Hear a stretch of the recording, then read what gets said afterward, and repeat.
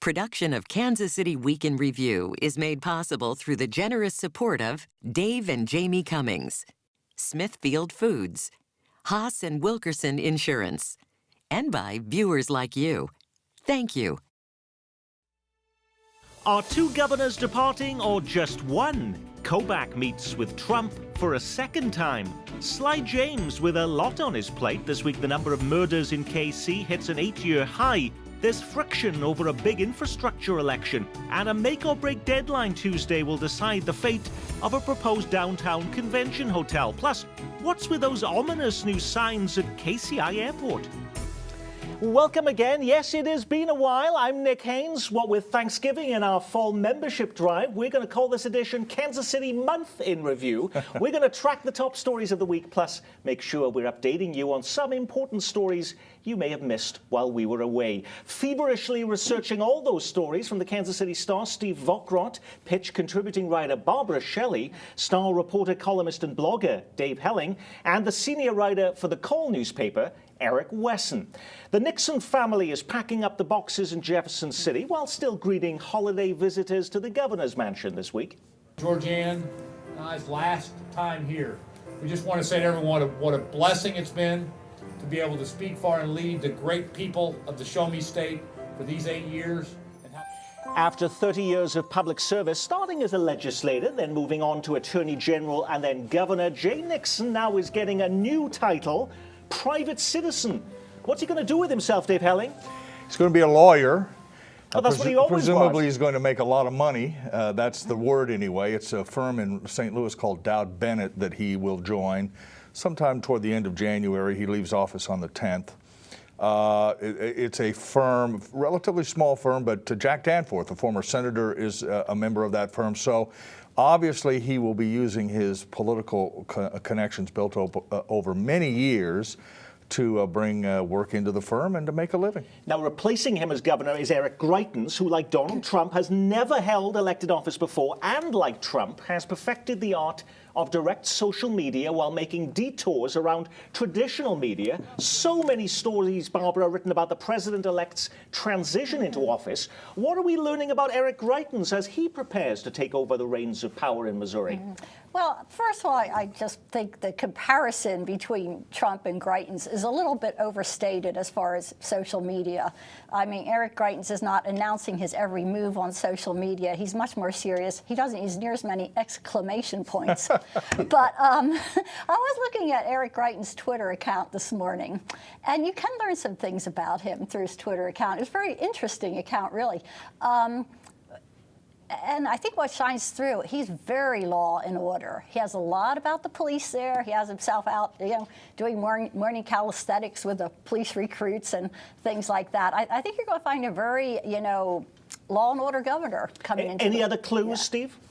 Not a whole lot. I mean, Eric Greitens has always been a little bit of a mystery to me, and other people I talk to in Missouri kind of say the same thing. I've heard civic leaders around here kind of trying to figure out, do you know him? I don't know him. Do you know somebody else who knows him? I mean, I think people are kind of trying to figure out. It's a bit of a different landscape, and I think that's the only real comparison that's apt between Greitens and Trump. Is I think politically and in terms of style of governance, it's a little bit of a blank slate as far as I can tell. That's what I'm picking up. When Donald Trump makes one tweet, it becomes 1,000 news stories, but yet we focus less on these local stories of these transitions to power. Do we have any clues at this point about this man, Eric? No, and when he was campaigning, I don't think he came to Kansas City a great deal because he was Republican and because most of our readership is Democrats. We didn't really, they would send us emails and press releases, but it was nothing to really let you know who he was. So Dave. I don't know a lot about we do have some clues, however, as to what Eric Greitens will face once he takes the oath of office, regardless of how he fills out his cabinet or who his advisors will be. He's going to face an immediate problem with the budget. He's going to have to cut $200 to $250 million in current spending to try to make the numbers add up. My guess is he's studying those options fairly closely now. The legislature will quickly pass a right-to-work bill, which he will sign. He said he'll sign it, so that'll be sort of the first order of business. But like Donald Trump, Nick, Eric Greitens will have to decide quickly how far he will allow Republicans in the legislature to push him to the right on things like abortion and gun rights and other things, or whether there will be a point on some issue in which he says to his allies in the legislature, okay, far enough. You know, I am the governor, I get to choose. And like Donald Trump, that'll be one of the most interesting, fascinating dynamics of the entire first 100 days, because neither has ever been in office. And so one of the central questions for government will be, in essence, can Eric Greitens get rolled by the Republicans, or will he stand up at some point and say, no, this is too far? We'll just have to see how that works out. Well, the last time we were on air, there were reports that Kansas might be getting a new governor. Governor Sam Brownback, we were told, might be heading to Washington to become Agriculture Secretary in the new Trump administration. Well, this week, the leader of the Kansas Senate tells reporters the governor isn't putting forward a serious effort to solve the state's budget shortfall because he's looking for, quote, a ticket to D.C. But most political sites are no longer listing Brownback as a likely pick for the agriculture job. So is he staying, or is there another job that he's eyeing? Barbara? I'm not sure anybody knows except maybe Donald Trump. I'm not sure that Sam Brownback knows whether he's staying or going. Steve? Well, it's like all these I mean, it's this procession, almost kind of a beauty pageant sort of aspect to all of this, where certain names are floated, and it sounds like, okay, tomorrow I'm going to open the paper, and this is who's going to be the cabinet pick for some department or agency, and then their name kind of disappears, and then somebody else's name pops up. And so Barb's right, I think Trump knows, and maybe that's Your it. colleague, Steve Kraske, in a column this week, talks about, well, perhaps the agriculture job has now escaped his grasp, but possibly an ambassadorship for Sam Brownback. Well, that's been the rumor, although we'll see, but it's just a rumor. There's no evidence that it's going to take place. But there's a whole word salad of agencies that Sam Brownback could, it doesn't have to be a cabinet post. It could be at SEC or the futures. Faith-based initiative. Or some sort of thing. Like so that. what we've been told, Nick, is that Sam Brownback could have a job with the administration if he wants it. That's what Republicans will tell you. Now, that's true for any of us, as long as we're willing to, cook the breakfast or whatever. I mean, you have to decide if you want the job. And it's every sign we get. And he's actually a very good cook. And he's a great cook. So so every indication we have is that he's trying to make up his mind. I wrote a story based on conversations with several Republicans who sort of said it wouldn't be the worst thing in the world if he left, because it would help clear the decks a little bit and bring a bit of a fresh air to the debate over the budget, although Jeff Collier's very, very conservative. We're seeing that this week. But so it's just wait and see what happens. We'll know, I'm sure, within the next 2 or 3 weeks. Well, Kansas Secretary of State Chris Kobach headed to Trump Tower this week for a second meeting with the president-elect, with most of the top slots now taken. What position is he eyeing, or is he just advising Trump on immigration-related policy issues? As far as I know, it sounds like he's advising. I don't, his name's popped up for a couple different posts, deputy or higher level than that. But it kind of fits into this whole theme of what we're talking about. Nobody really knows until we know. Part of the reason that Kobach's name, it's a little different than it is with Sam Brownback, in that Chris Kobach does have a very core constituency nationally among conservative people, particularly around the issue of immigration. And they're pushing him a little bit. They're pushing Trump to find some role for Chris Kobach. Originally, the thought was Department of Homeland Security. That obviously isn't going to take place now. There may be something in the Civil Rights Division in the Department of Justice. Again, there will be a place for him. But I think the pressure to find a place for Kobach is certainly greater than it is on Trump, is certainly greater than it is for Sam Brownback, who really doesn't have a natural constituency anywhere in the country. So I think it's more likely that they'll find something for Kobach than it would be for Brownback. But again, we'll see. Okay, so far the only area political name to head to Washington has been Wichita area Congressman Mike Pompeo, who was picked by the president-elect to serve as CIA director. There was also talk that the former head of the Federal Reserve Bank in Kansas City, Tom Honig, would also score a spot. Did that happen? No. Not yet. Mike Pompeo is the only local guy, and he's kind of local in Wichita. And by the way, there's a huge scramble now to fill his seat down in the 4th District of Kansas. So, but other than that, there's, we've heard Jim Talent, the former U.S. Senator from Missouri, was rumored to be the Secretary of Defense. I mean, we always get so excited locally. Believe me, every other reporter in every other market in America thinks his governor or her senator is going to be tabbed for something. So we just have to let these things sort of play out, I think. Could there have been a bigger exodus of local names if Hillary Clinton had won the presidency? In a front-page story in the Star this week, it's revealed that the Kansas City mayor may have had designs on heading an agency under President Clinton. But with that plan foiled, Sly James has a lot of immediate problems on his plate. This week, the number of murders in Kansas City hits an 8-year high. There's friction over a big infrastructure election, and a make-or-break deadline Tuesday will decide the fate of a proposed downtown convention hotel. What actually happens, though, on Tuesday, Steve Ockrott? Could the plug be pulled on that much-touted hotel plan? Conceivably. So what's going to happen, Monday there's going to be this meeting before the LCRA, that stands for Land Clearance for Redevelopment Agency. Basically, they award tax breaks. But in this case, they're going to technically own the property and then lease it back to these private developers, which is sort of a fancy way to get property tax breaks on the property. And then there's kind of this moment where they're going to have to sort of theoretically have to prove to the city manager and possibly by extension to the rest of the city council that they're making enough progress on this that they feel like, yes, we can give you another extension to satisfy the terms of the development agreement. So we will find out, we'll have a little bit more clarity on what's going on next week.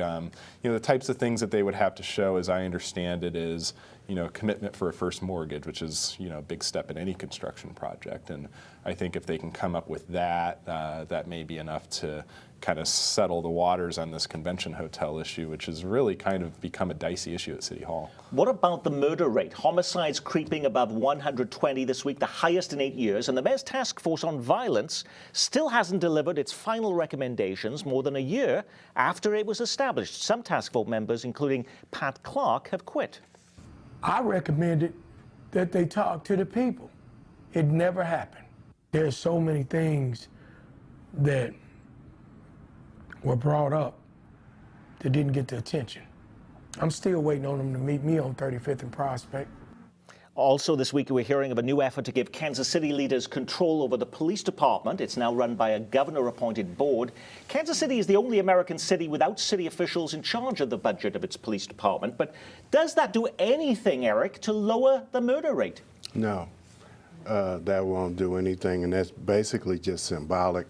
A lot of it's political more than it is anything else. And I think that they released the unofficial report recommendations. It's not really a report because it's only one page, and it's got some things in it that were in other task force findings over the past decade. So I was wondering what exactly they did while they were meeting. There was never really a sense of urgency, and when you look at things, you look at Nova, you look at all the things that had taken place while this task force was meeting, in the end, it was a big to-do about nothing because they never really resolved anything. And the leadership problem there, you had Pat Clark, he made his comments, you had Rodney Knox. So when you got people on the task force that are kind of going off the plantation, so to speak, you got a problem. Barbara. Well, I looked at those recommendations that they did, and it looks to me like it's a work in progress. They've, come up with some frameworks of things and assigned members of the commission to work them out further. They're recommending a staff person in City Hall to coordinate violence prevention efforts, for instance. Some things about youth programs for youth. And it looks like it's not quite finished yet. It's a work in progress to me. But the other two task force groups did the same thing, and they made the same recommendations. And I think the one with the youth came out into one of the KC Youth or KC Free program. That's the one that came out with the youth program. It just shows it's so frustrating, this whole issue. If there was a magic, a cure for this violence that we see in Kansas City, we'd be doing it by now. But it's something the city hasn't been able to get a grip on. The only thing I see with a locally appointed police board is that it seems like there's more accountability. Well, that's exactly the point. And while Eric's right that the police control is political in many ways, you're starting to hear whispers, even from traditional opponents of local control, that are, in essence, saying, maybe we should give this a try because what we're doing now doesn't work. And the reason is, who do we blame for the high murder rate? Do we blame the chief, the rank and file? Do we blame the police board appointed by the governor? Do we blame the mayor? No one has responsibility or accountability completely. Now, obviously, you can say the chief needs to do a better job or whatever.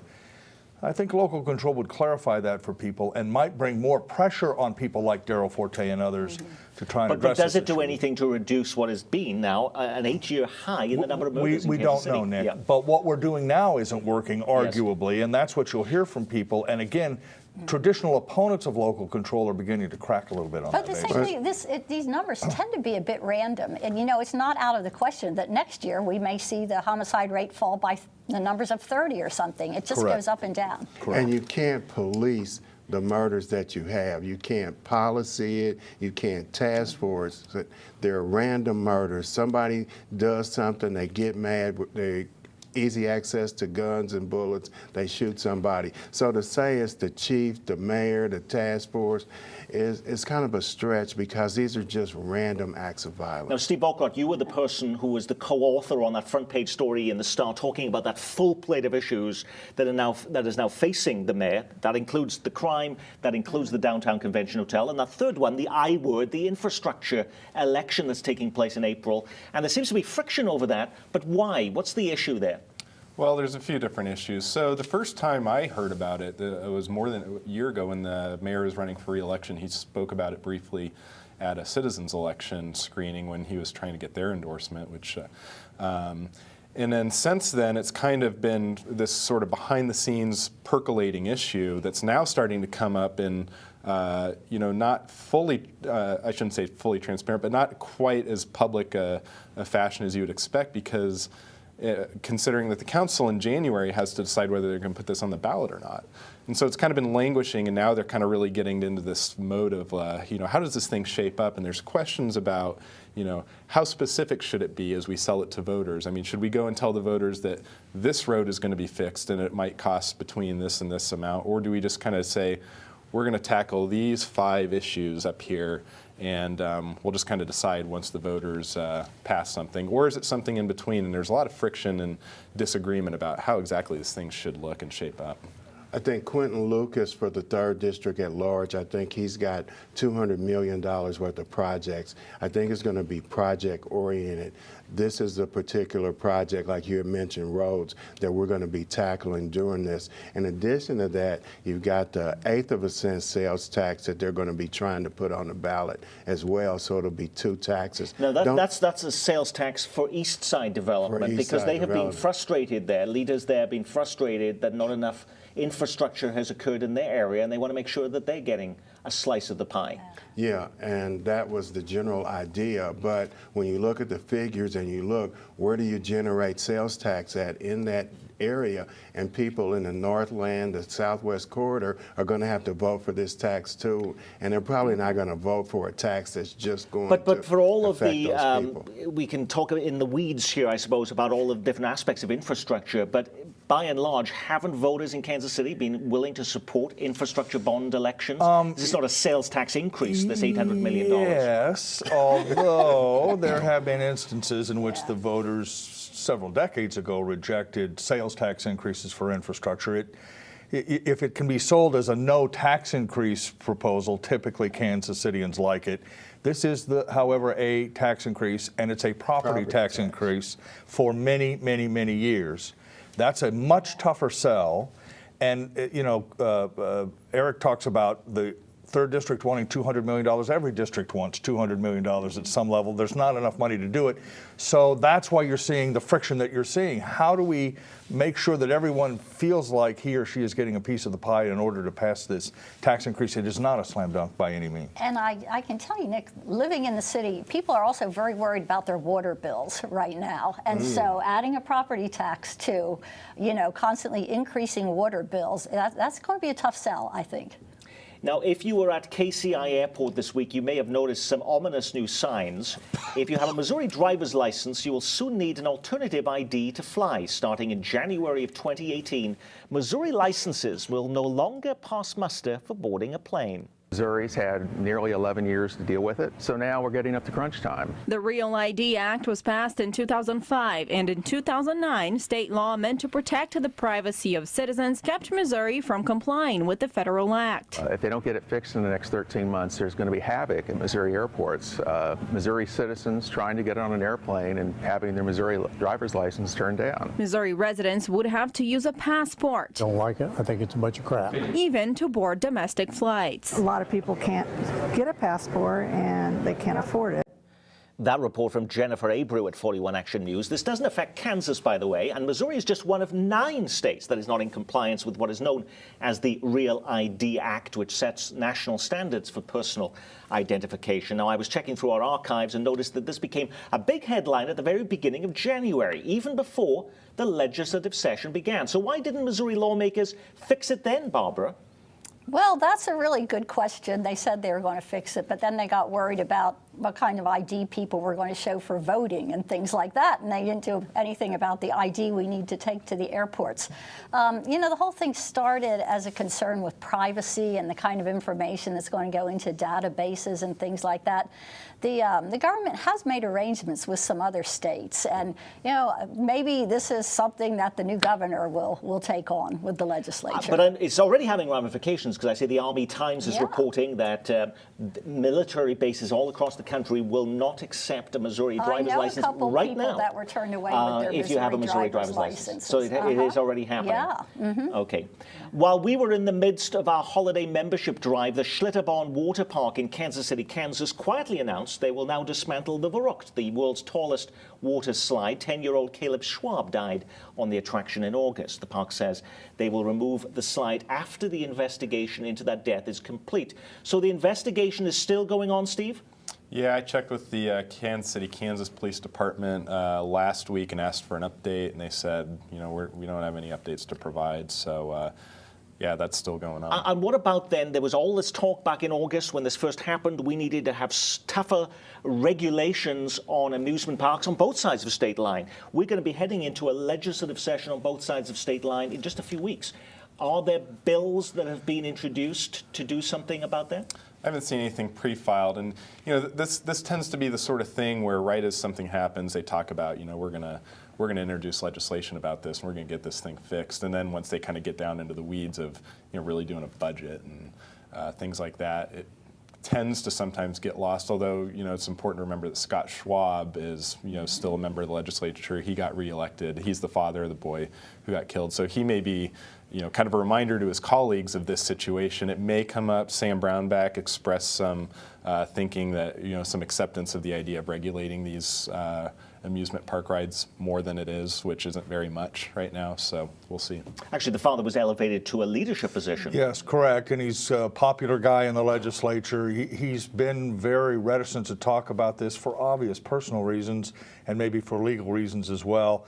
And my guess is if it comes up in the legislature, he'll play a quiet role, but certainly would not be involved in testifying publicly. A very difficult thing to do personally. Another story grabbing the headlines while we were in our membership drive was the wailing and gnashing of teeth over horse carriage rides on the Country Club Plaza. 3 people were recently injured in a horse carriage accident on the plaza. There were members of the city council adamant that they wanted to now ban rides from the shopping district. Has the passage of time changed that opinion? No, not really. With the people being injured and probably some lawsuits to come from those injuries, I think it's still something that's going to be a topic of discussion, but that would be for the city council to decide. But you could see the city council banning them? I could see that. I could see that. Even though they're probably fun to do, they're kind of a headache. the horses do what they do, and somebody's got to get that cleaned up because sometimes it doesn't go in that little diaper thing. And then the traffic, it causes some. But this is not the first time there has been an effort to ban them, and it never happened. So one of the great things make this different? Yeah, one of the great things about my television career is I kept videotape over a long period of time because every story in Kansas City, Nick, comes back eventually. Absolutely, it does. And we fought over the horses for a long time. They may be more closely regulated, but I don't think they'll be banned. It is just like kind of chaos down there on the plaza this time of year with people walking around and all this traffic and the horses and carriages. I'm kind of wondering if they might not look at the whole overall picture of plaza traffic during the holiday season. Yeah. Now, speaking of adding measures, which we did earlier on the ballot, could you be voting on pot at the ballot box in April? A petition initiative seeking to criminalize marijuana possession in Kansas City has enough signatures to qualify for the election ballot. The initiative would make possession of up to 35 grams of marijuana, about an ounce, an infraction instead of a crime. That means you could expect a $25 fine if you're caught with pot, but you would not get a criminal record. But would this measure violate state law? It would really run afoul of the legislature fairly quickly, as it does in most states. My guess is if it doesn't contradict state law, it would quickly. The incoming Trump administration and the incoming Department of Justice will be much less friendly to this type of thing, arguably, than the Obama administration has been. So it faces an uphill battle, even if voters were to say yes in the spring. Just based on what I was talking about earlier with incoming Governor Greitens' Twitter feed and his law and order, I'm not sure he wants to be the governor that's going to sign in legalizing marijuana. Wichita tried this and it didn't get anywhere. But it would free up the court system and, of course, stop targeting specific groups of people that they encounter, that the police But the city council will still have to put this on the ballot, and they haven't agreed to do that yet, Steve. No, I don't think it's gotten nearly that far, and I haven't really heard that much discussion about it up to this point. All right, and that is our Week in Review on this Month in Review edition of the program. Our thanks to our news reviewers, pitch contributing writer Barbara Shelley and the Call's Eric Wesson, and from your Kansas City star, Steve Ockrott and Dave Helling. From another perspective on the Metro's news, join Mike Shannon for Ruckus Sunday morning at 11:30. I'm Nick Haynes. From all of us here at KCPT, thanks for spending part of your weekend with us.